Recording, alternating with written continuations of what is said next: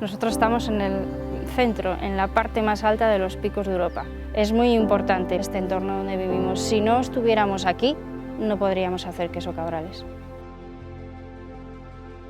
Tradicionalmente se hace de vaca y durante unos meses se mezcla con cabra y oveja. Tiene que ser una leche excelente.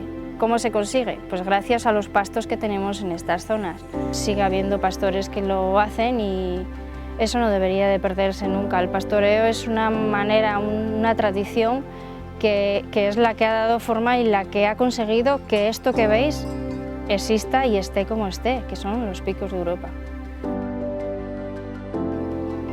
Lo más singular al final es la maduración que se produce en cuevas naturales. Seguimos usando las cuevas de nuestros antepasados.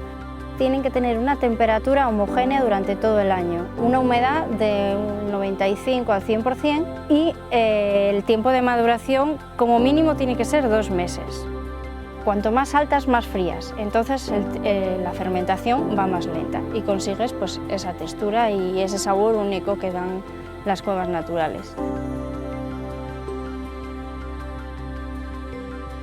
Es una de las principales fuentes económicas que tenemos en el concejo, ¿no? Está el turismo y está la ganadería, pero todo ello va ligado al queso Cabrales. Si queremos que la gente joven vuelva a los pueblos, tenemos que apostar por cuidar lo que tenemos y valorarlo.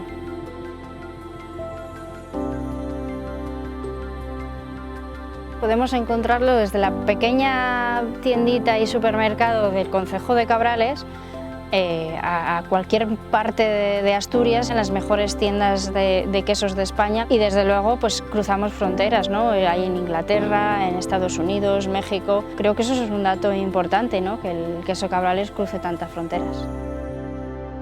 Si tuviera que definir el queso Cabrales diría que es mucho más que un queso. No es un queso, es una historia, es una tradición, es un queso único.